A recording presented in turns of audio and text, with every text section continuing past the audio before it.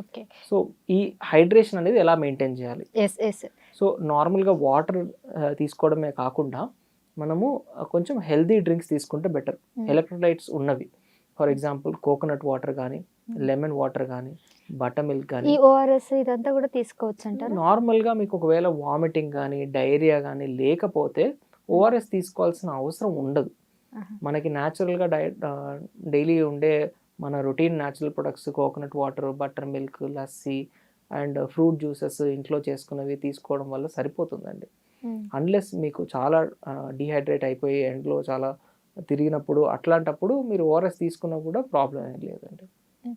ఓవరాల్‌గా ఇప్పుడు summer season వచ్చింది గాబట్టి ఫ్రూట్స్ గూడా ఎక్కువగా water melon, water content fruits ఎక్కువగా కరెక్ట్. తీసుకోవాలంటారు. కరెక్ట్. అలా వాటర్ ఫ్రూట్స్ తీసుకున్నప్పుడు ఫుడ్ విషయంలో ఎట్లా మెయింటైన్ చేయాలి మరి? యాహ్! సో, అంటే మనం food fruits especially water content rich ఉన్నయి మీరన్నట్టు వాటర్ మిలన్ గానీ, మస్క్ మిలన్, కుకుంబర్‌లో కూడా చాలా హై వాటర్ కంటెంట్ ఉంటుంది. అవును. సో, ఇవి ఎక్కువగా మోతాదులో తీసుకోవడం, డైలీ తీసుకోవడం చాలా మంచిది.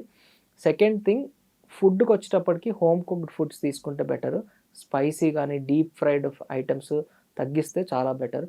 చాలామంది పిల్లలు కూడా బయట నుంచి ఆర్డర్ చేసుకోవడం గానీ, లేకపోతే ఈ షుగర్ రిచ్ డ్రింక్స్ ఉంటాయి. ప్యాకేజ్డ్ జ్యూసెస్ గానీ, లేకపోతే టీ, కాఫీలు, ఆల్కహాల్ ఇవన్నీ అసిడిటీని పెంచడము, డీహైడ్రేషన్‌ని మరింత వర్స్ చేస్తుంది తప్ప, మీకు టెంపరరీగా మీకు అలా అనిపిస్తుంది దాహం తీరినట్టు. కానీ ఈ డ్రింక్స్ మేము రికమెండ్ చేయము.